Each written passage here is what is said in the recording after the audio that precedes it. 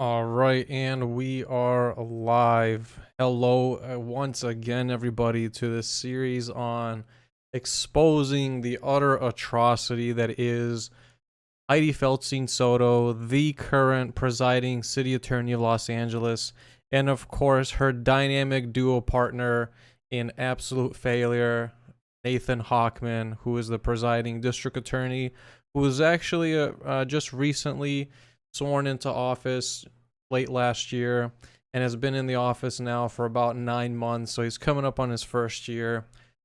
And what I want to talk about today is I actually want to take just for a second. We'll revisit the situation, but just for 1 second, I want to actually dive into some history regarding Nathan Hochman and the way that he currently runs things in Los Angeles, and just what it is that his vision, right, his strategy, his overall push for the city of Los Angeles is, and sort of explain some of the things that, is Nathan Hochman, for example, good for the city of Los Angeles? Is he been of any help? Is he actually dedicated?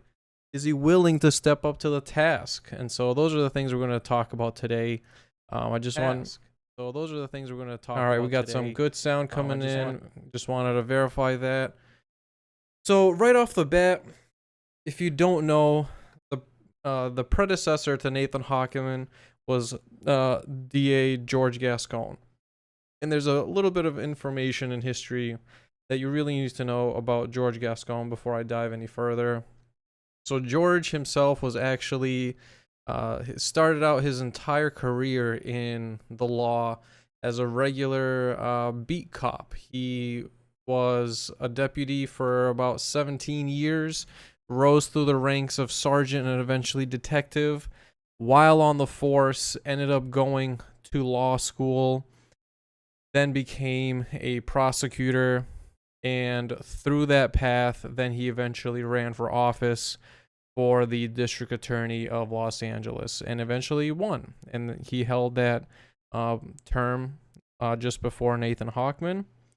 And George is he's a very controversial figure, just because, for one thing, he does what I think any good prosecutor should do, which is actually come from the streets himself, actually have real life experience on what the law on the actual ground looks like as far as enforcement and what it's actually doing to people, versus just litigating from afar and being in a shielded environment where your decisions, really, you have no way of telling what they've done to real people and to their lives, and whether certain policies you have are actually good for your constituents, or whether the way that your office is behaving is actually causing far more harm than it is good, both in the short and long term.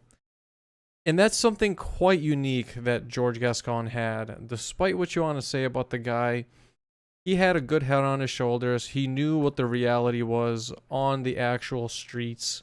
He worked as a cop for a very, very long time, and he did it the right way. He had the field experience, then he went to school while on the force, became a prosecutor so he could apply his real world strategies and tactics.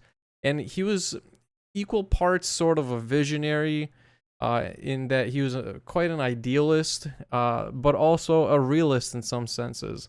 He understood that LA has an absolutely horrific and disgusting history with over prosecution, with extremely crowded jails, and the vast majority of the people are not in there for violent offenses. In fact, he knew from his years as a field officer, from all the schooling he was able to go through, as well as direct life experience, that the vast majority of the people coming through catching cases were really non-violent offenders who were victims of poverty. But not just any poverty. Gascon knew quite well that the poverty at play here was actually much, much more sinister than people would imagine. The poverty that we're talking about is actually a deliberate, a systemic poverty that is artificially created and created by a government that has abandoned its people for decades now, abandoned any sort of care or interest for the well-being of its constituents, and frankly seems to have zero remorse for continuing to harm them even further. And so it's within this context that sort of an idealist and a realist at the same time, a guy like Gascon takes office. And you got to understand that he's up against a institution that refuses to change. He understands that there is culture frozen in decades and decades past, where the only real way you're going to have any sort of impact, if any at all, is you really got to shock it back into life. You got to shock it into acknowledging your existence. And he was able to really do that in a powerful way when the first moment he took office, he came out with these special directives that took the city and the whole county aback. But the people who supported him absolutely expected it, and even others who were very big critics of his supported and understood his position when it came to some of these special directives. And I'll give you a rundown of some of these. So one of the first things that Gascon actually had as a special directive to his office is in regards to cash bails.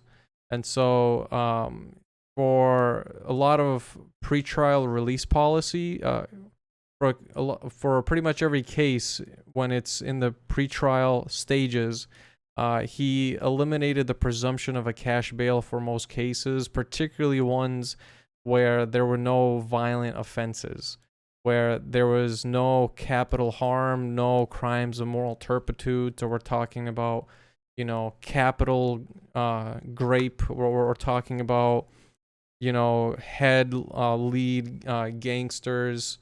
Those people count, whereas people that were, peddling some very small level of narcotics and were clearly, just another rookie grunt for a bigger enterprise, they didn't catch heat, okay?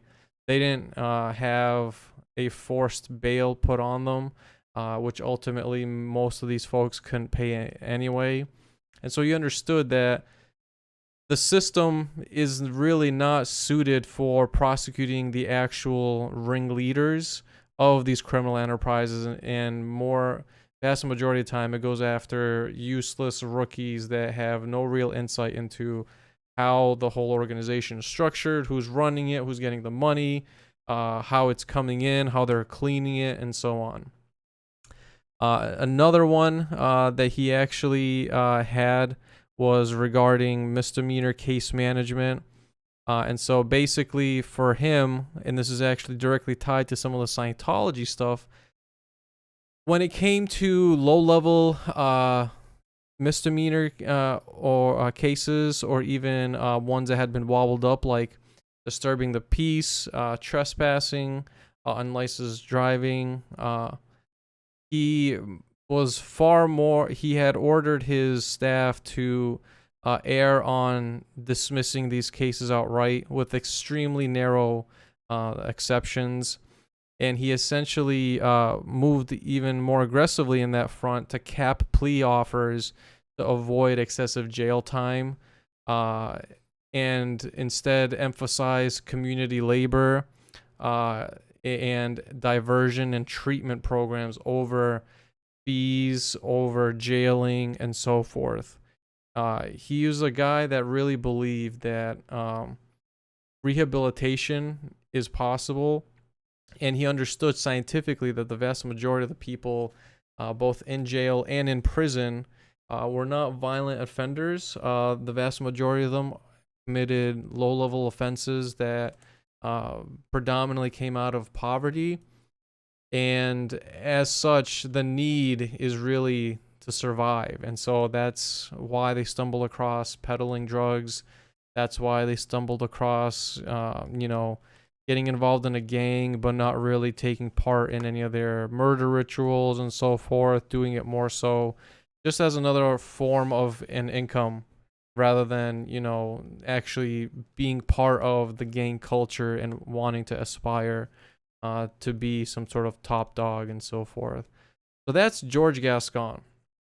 And in fact, in every felony case that was brought forward in the past year and a half against people like Cameron Marino, aka LA Cam, the felony case that was brought against Danny, the felony case that was originally brought against Scott, Josiah, those cases were dismissed at the behest of George Gascon. He personally stepped in and dismissed those cases outright.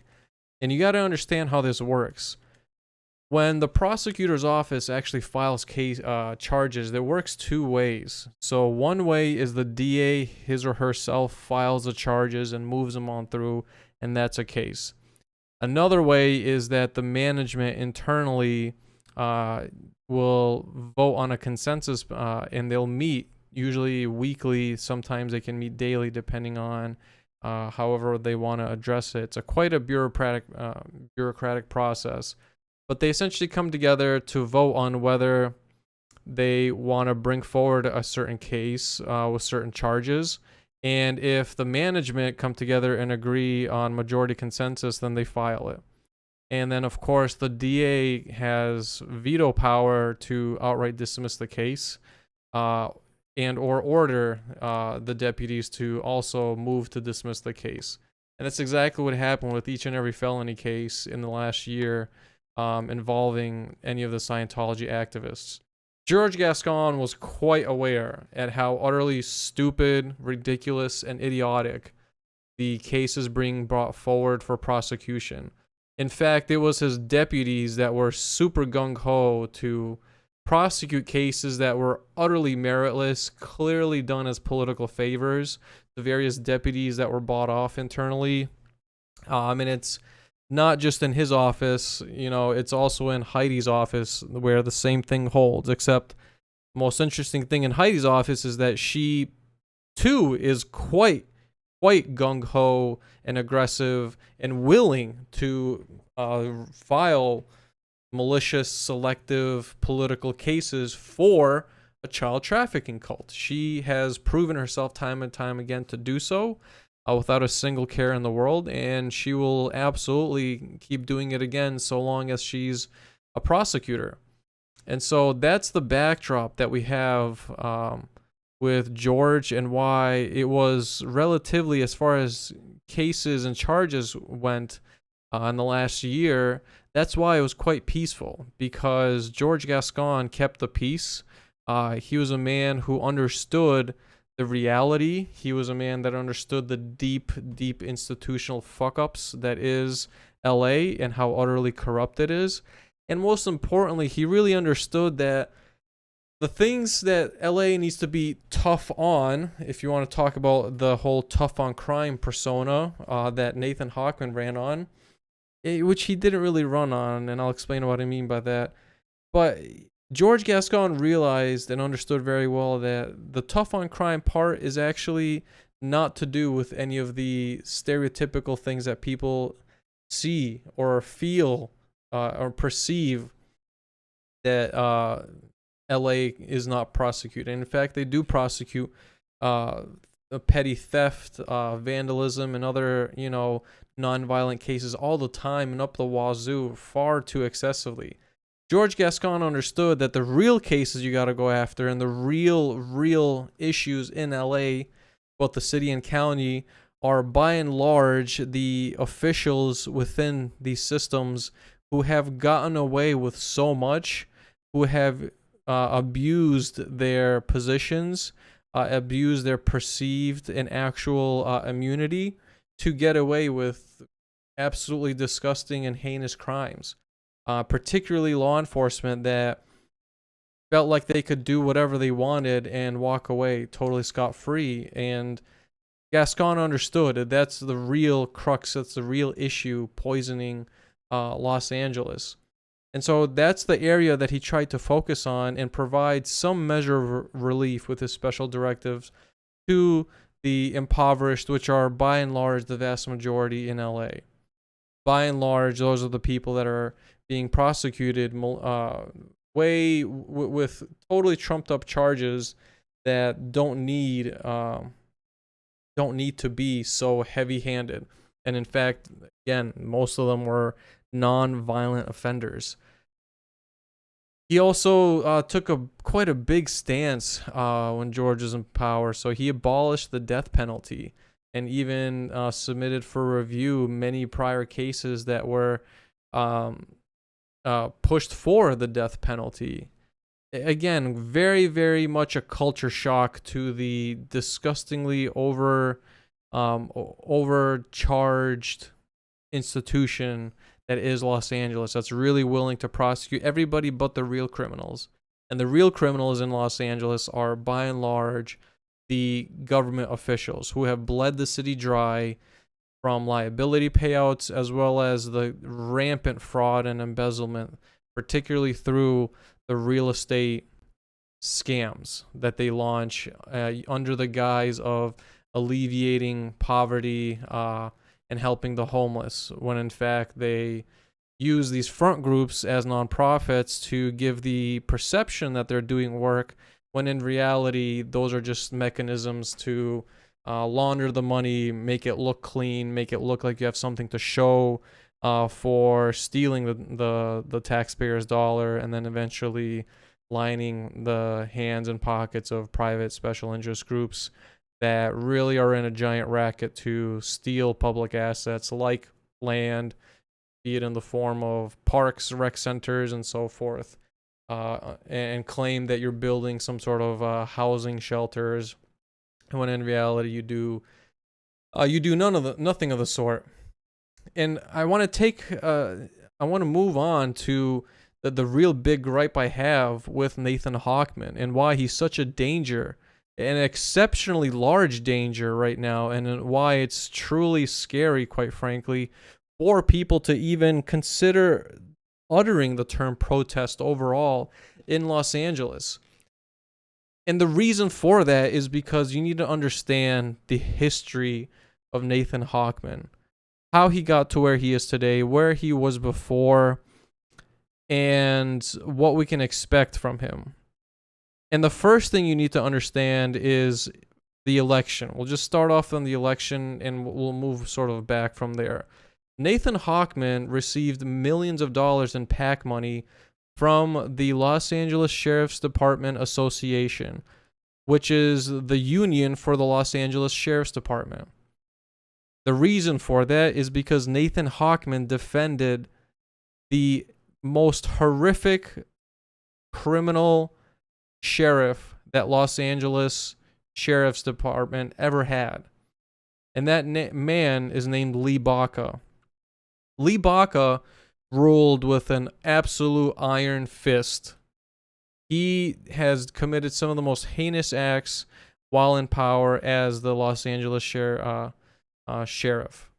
He did everything you could imagine, from the creation of gangs to the sanctioning and blessing of essentially inmate cockfights, to all sorts of other disgusting behavior and atrocities and abuses committed inside the LA County jail systems, all across the board, from the male to the female to the juvenile centers.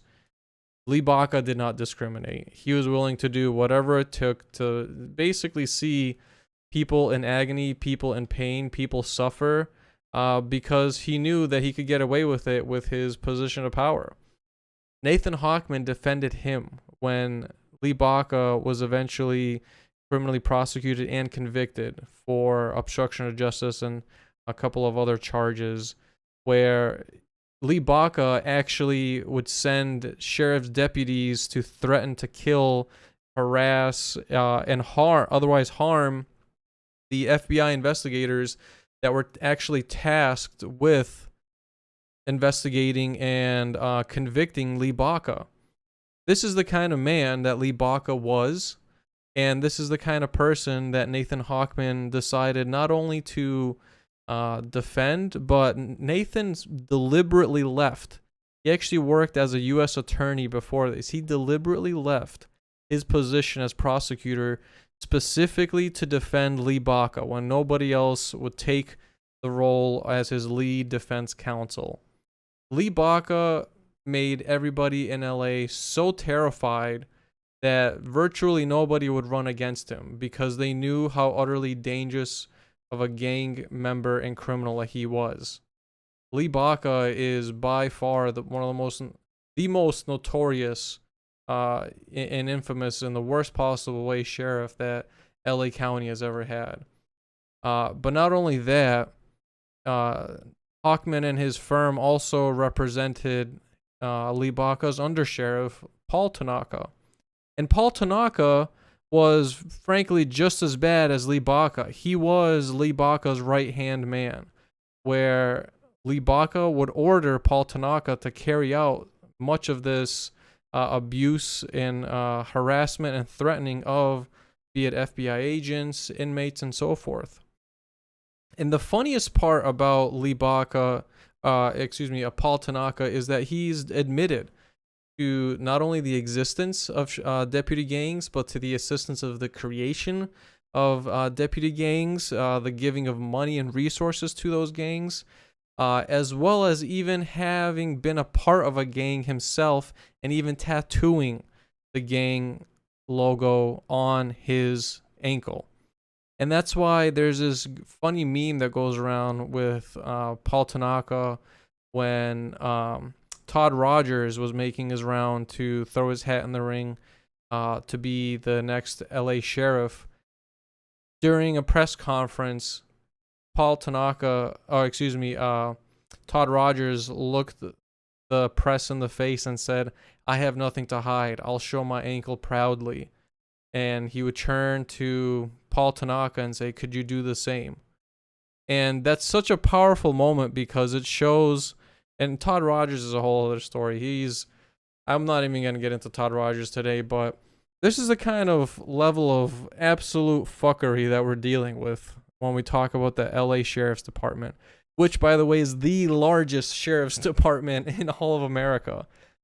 So we're not talking about a small agency here at all. We're talking about an extraordinarily large agency that has immense power, shitloads of money behind it, and was found so incredibly dangerous that the only thing they could do, they being the county, to actually suppress some of this violence and organized crime on their part is to have the Board of Supervisors just severely cut their funding to essentially try bleeding them dry and starving them with issues like having severe shortage of staff because they won't pay for recruitment or other resources. And so, the unfortunate part is when you have such a large criminal racket, really cutting the money supply is your best and only option to actually address those issues and start the true process of reforming and getting the gangs to be dispersed and actually hopefully eventually prosecuted. But we know for a fact that Nathan Hochman won't do that because Nathan Hochman received millions of dollars in campaign money from the LASD Association, which is the union, with the ticket that, hey, we know you're a friend of ours, we'll put you in this spot, but in return, you don't prosecute any of our buddies. And if you take a look at some of the reporting that's been out there, I know the LA Times has covered this. I know that William Good has also covered this as well. There's been deputies that have committed just blatant criminal acts. One had actually broken a man's arms for no reason, extraordinarily excessive force, just cause, all on video, and Hochman said there's no crime here. We're not going to prosecute. Hochman will not go after what and do what LA needs to have done, which is prosecute the deep-seated government corruption. He will not prosecute sheriff's deputies. He will not prosecute corrupt city council members. He will not prosecute corrupt mayors or their staffers, as well as the staffers of city council members. He will not do any of that. He will not prosecute corporations, particularly developers that are involved in this whole homeless fraud racketeering scheme. He won't do it. Okay? He will not do it. He will toe that line. It will get worse under his watch. And the funniest part that I find is the history of crime in LA, particularly, is showing has shown for quite some time now an actual significant decline in violent crimes. And so more and more, the types of crimes that are being seen are non-violent offenses, offenses that have no sort of moral turpitude involved with it. These are people, by and large, that are getting stuck in the cycle of poverty. And Nathan Hochman is here to make damn sure that they stay stuck, and that the people that are responsible for the institutional aspect of creating that whole system of poverty stay in power and do not get prosecuted. And if you actually take a look at his website here, I was pulling it up and doing some research earlier, and I wanted to see what sort of policies does he actually have. Like, okay, I get it. You're the new DA. Sure. The DA is always known when they take office to issue what are called special directives, just like I was mentioning earlier with George Gascon, which is they're setting the policy for their office, right? They're saying, I'm here. I know there's certain laws, but fuck that. I have my way of doing things, and this is what we're going to do this time around. And the funniest part about Nathan Hochman is that he has no goddamn policies, no goddamn special directives at all. And his only, if you want to even call it that, his only special directives are which are the same as his campaign trail, which is, hey guys, vote for me because I'm not George Gascon. Hey guys, I'm not George. So how about you vote for me? Hey, by the way, guess what? My name is not George Gascon. How about you vote for me? And that's who Nathan Hochman is. That's ultimately his entire office in one sentence. I'm not George Gascon. Nothing about what he's actually going to do. Nothing about the real issues that Los Angeles is experiencing.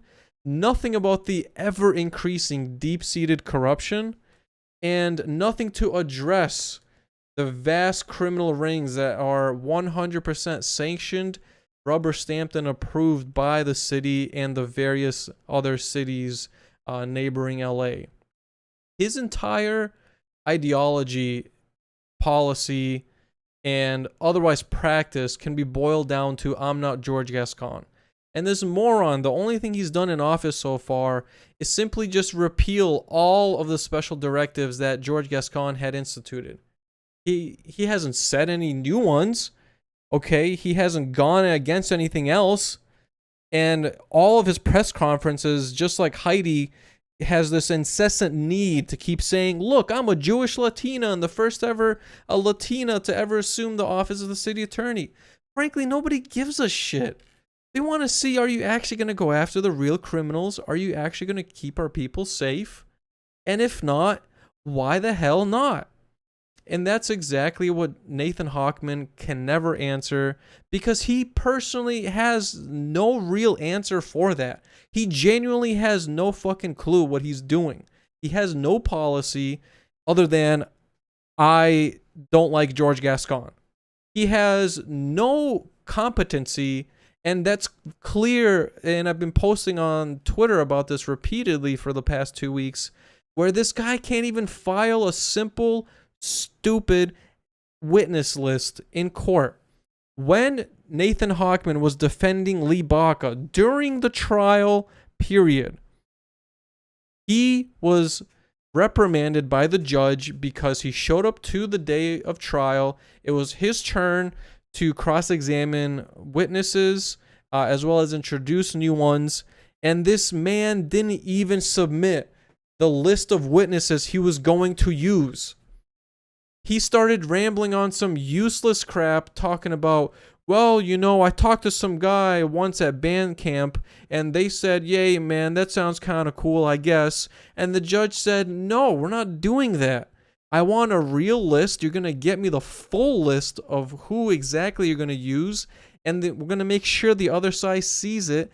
And we're going to make sure it's filed on the court docket. You're not going to just pull a fast one and say it verbally.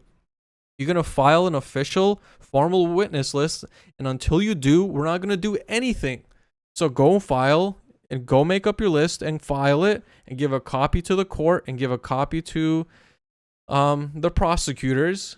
And that's how we're going to run things. We're going to run a tight, clean ship. No buffoonery at all. No tolerance for any sort of nonsense. But that's who Nathan Hochman is. This guy is an utter scumbag who is bought and paid for by the biggest crime ring that there is in LA County right now, which is bar none, the sheriff's deputy gangs that are utterly decimating the streets of LA as well as the jails, still to this day. And even worse is that the sheriff's election is coming up, and wouldn't you know it, Villanueva is throwing his hat in the ring to run for sheriff. Villanueva was the predecessor of Robert Luna, and if you don't know who the hell or what the hell Villanueva is or did, Villanueva was the guy that has repeatedly gone on every news conference, every public hearing, and been adamant that sheriff's deputy gangs do not exist. When in literal court records, we have outright admission from the two top head guys of the LASD that ran the LASD for decades, admitting outright that yes, they exist, yes, we helped create them, and yes, we're a part of them. Holy shit. This is the guy that's running and competing against Robert Luna. Now, I don't like Robert Luna. He's not perfect, but goddamn, LASD needs Robert Luna because at least he admits that deputy gangs are real, that they're major harm, and at the very least, we have a guy that has somewhat of a sane head on his shoulders. But we'll see. But back to Nathan Hochman. This is the kind of scumbag that is in position right now. Both an absolute moron and a guy that will not prosecute the real criminals. He will not go after corrupt cops, both on the LAPD side or on the sheriff's deputy. He won't do it. But what he will do is throw trumped up charges against anybody that goes after any of his political backers. He absolutely 100% will overcharge the crap out of you. And he's created this this culture and environment of absolute utter incompetence, stupidity, and idiocracy in the DA's office. It's why when we've seen some of these case hearings where the judges are utterly pissed off with the prosecutors for bringing forward stupid cases that are a giant waste of the taxpayer dollars, a giant waste of the judges' times. And they look at them and they look at the streets and say, why the hell are you not bringing in those people, but you're bringing in this crap to my court? And so this is who Nathan Hochman is. He's frankly just a shell. He has no real identity. His whole identity is, I'm not George Gascon. And so therefore, that's it. That's what you get. That's Nathan Hochman.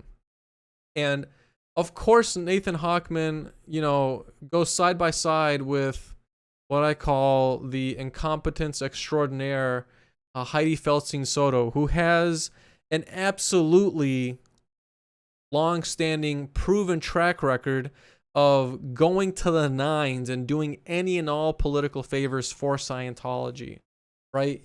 The dynamic dumb duo, as I call them. The two idiot prosecutors that have no business being a prosecutor, where you have Hydee, who had her entire career was just a banking lawyer. No experience whatsoever prosecuting. No experience on being a beat cop like George was. No real world actual experience on what actually happens on the front lines, who the people are most affected are, and how crappy laws or and lack of government accountability are actually leading to all of the issues that people talk about when they talk bad about LA. Because the fact of the matter is, the people in LA and the overall environment in LA is actually quite a beautiful thing. They're very welcoming people. The problem is that the government has abandoned its people for decades now, and they will not hold their own accountable.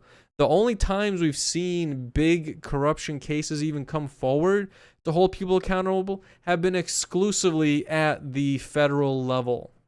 And even there, they haven't done true justice. They've picked apart some low-hanging fruit and thrown them as the front people under the bus and pretended like they've, stopped corruption in LA. And look, we've prosecuted Weezer.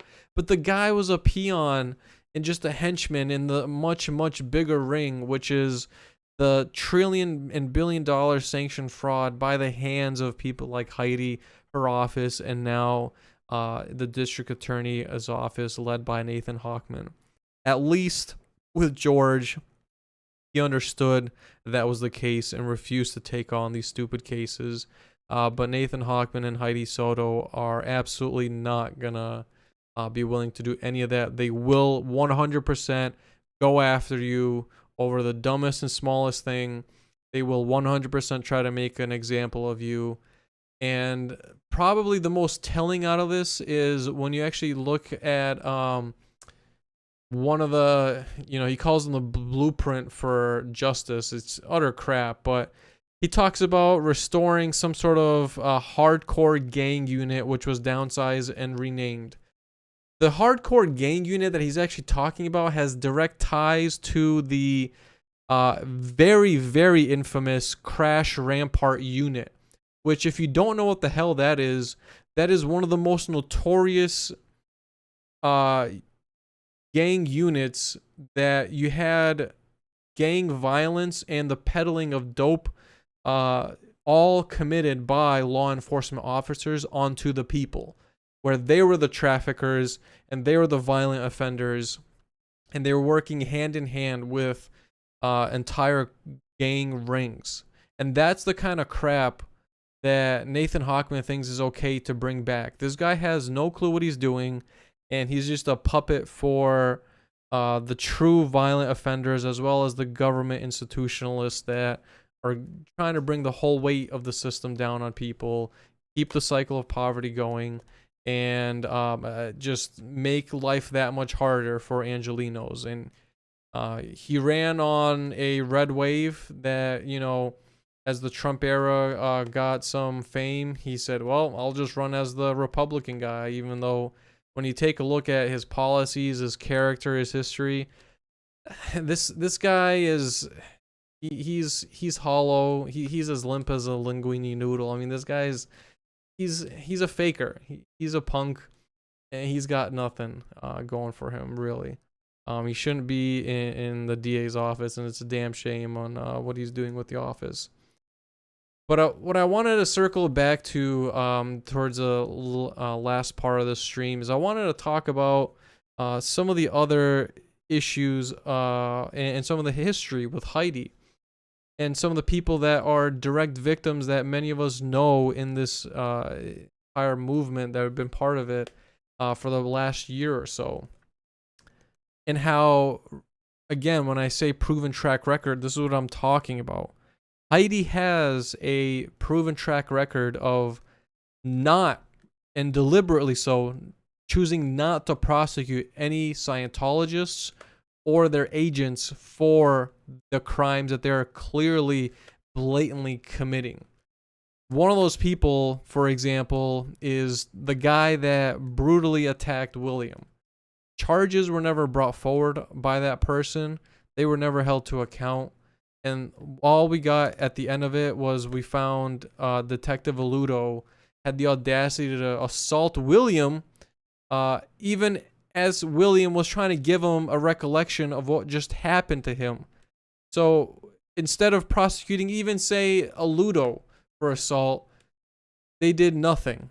They left William to figure it out and made sure that there was an example, and not the first one either, I might add, that there was an example of what would happen to you if you dare to speak out against any of their political backers. One of the first, ramp ups to the violence was actually two people. There was the bald guy out by the info center on Hollywood Boulevard who was carrying a knife and screaming right at Will's face. All he had was an arrest and never prosecuted. There was Patrick Perry, who literally let his dog charge at Chris without a Hellcat, and was never prosecuted for even the battery that he committed against Aaron Smith Levin. But of course, Aaron Smith Levin was, people say detained and arrested. He was jailed. You call it what you want. I don't care that he wasn't officially booked. He was jailed for 4 hours. It's utter crap what they did to Aaron. And it's disgusting that Hydee never prosecuted not only Patrick, but the officers, especially the bald singing officer. I forget his name because he's so damn stupid. But she never prosecuted him for malicious prosecution, for any number of, my God, there's a number of charges she could have gone after him or any of the other officers that day, but she never did. She never went after Philip Campos, who clearly assaulted Danny with his scooter. And that was utterly disgusting.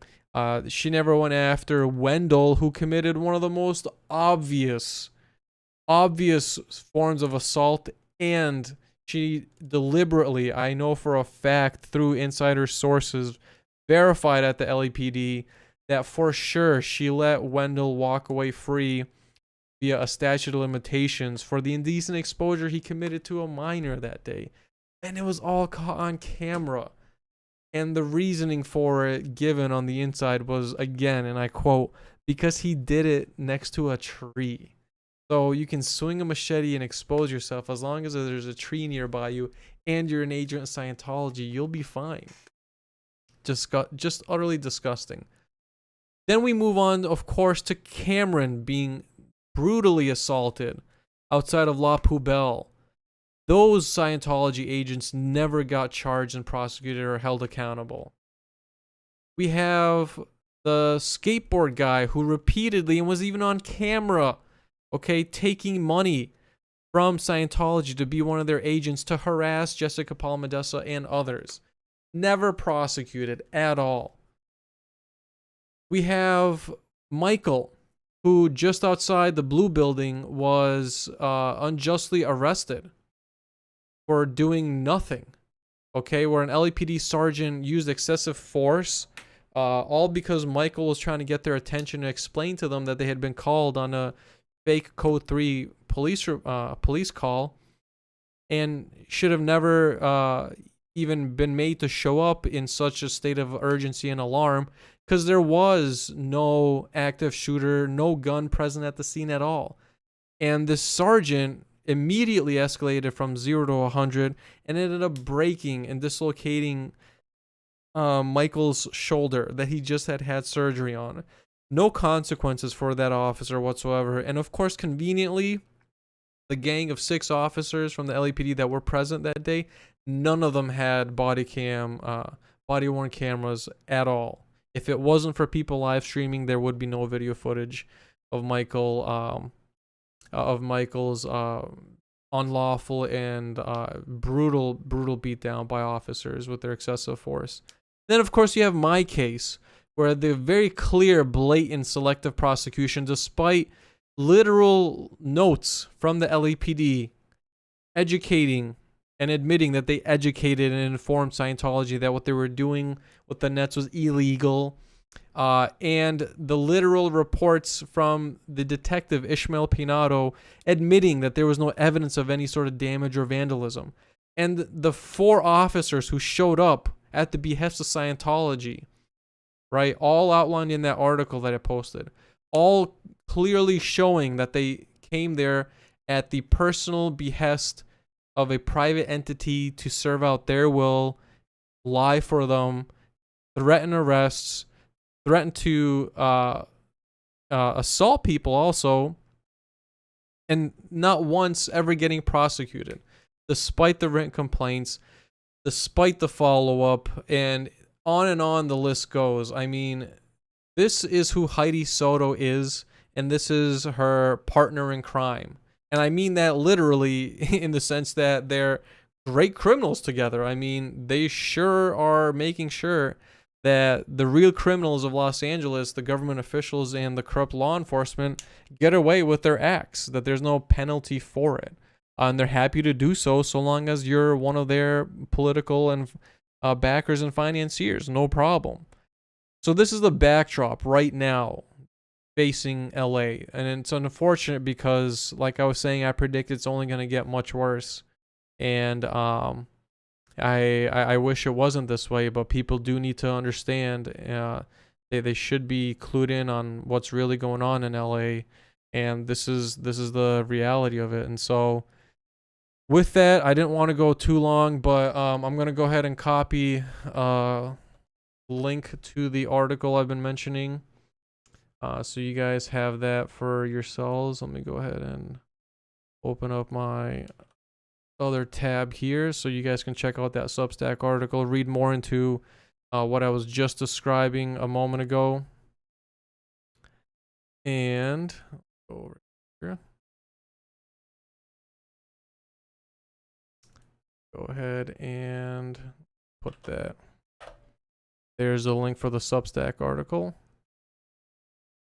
Right, and I'll check the chat this time around. I've just been super busy trying to capture my notes.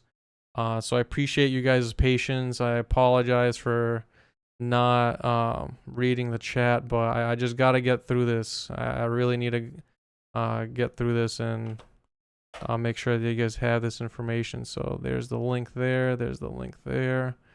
I'm going to go over to my other stream here and make sure that you guys have the link there as well. Okay, type in the other channel here. Make sure I clip that link in there as well. There's that link. So we have 1, 3, and then we have final link here for you guys over on this channel.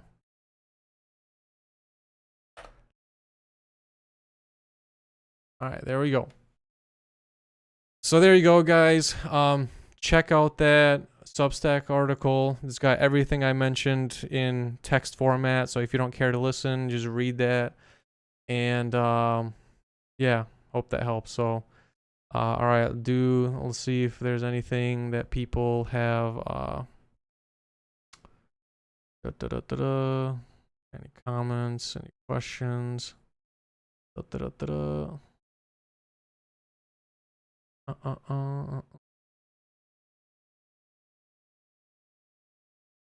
Oh yeah, somebody said the old Asho building. Oh, that's interesting. Okay.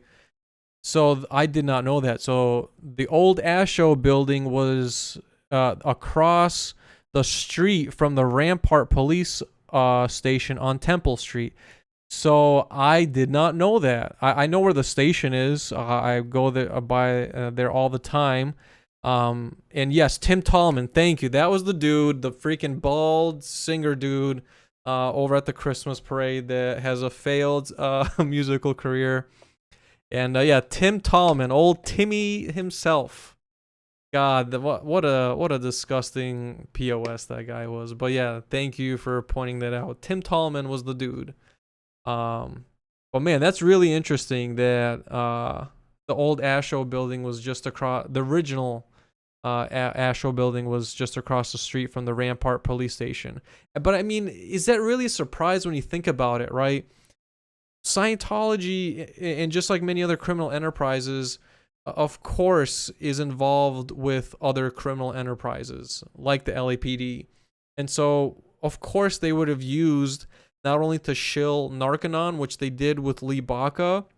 And Lee Baca received tons of money to sell that whole bullcrap program of Narconon. Okay, Lee Baca was quite infamous for that, in fact. And he's got tons of public press releases that you can see him just proudly standing by the nonsense that is Narconon. But of course, the Astro building would be next to the Rampart station. I mean, that's how they make trafficking of people, smuggling of drugs, and laundering the cash so much easier, as well as a hideaway spot for the same gangsters that are involved in those enterprises. So it doesn't surprise me one bit. So yeah, all right. Well, it looks like that's all the questions that people might have. But the last thing I wanted to leave you guys with is the real battle next. The next frontier is at the tackling the government corruption, because government corruption is the only way that criminal enterprises, be it this one or the next, can get away. If the government doesn't prosecute and is in fact taking money, then of course they have no incentive and no motive to actually change for the better, especially when people don't even know. Few people actually even understand, primarily due to the transient nature of the population of LA, but few people even understand that this is the history of people like Hydee Soto and Nathan Hochman and Lee Baca. Very, very, very few people understand that. But it's important, and that's what I want to bring attention to. It's very important that people understand that really, if you want to go viral nowadays, just show up to City Hall, man. Just show up and troll them. You know, the council members themselves are a giant criminal gang in and of themselves. I mean, you have Curran Price literally indicted on 10 counts of felony fraud for all the shit that he's involved with in conflicts of interest, families, and personal business stakes with the developers, and landing sweetheart deals as part of his power of as a council member. I mean, you can't make this shit up, but you got to understand that this cult crap, this is not unique at all to this cult. This is standard operating procedure. I don't see anybody as at all unique in that regard. This is the way that you truly take down criminal rackets. You got to go after the money, and the way you do that is you expose the people that are taking the money. And that's how you got to do it. That's how you have to do it. You have to show up and confront the government that is enabling and allowing this to happen. Show up and protest in front of the court buildings. Show up and protest in front of the city council buildings. There's a show that Laura and Serge did a while back was absolutely beautiful. And this Friday, the Gavin Potter case is supposed to have a hearing, I believe on a demurrer, but that's the time and place that you have to show up, because people really do listen to that, and people on the inside, be it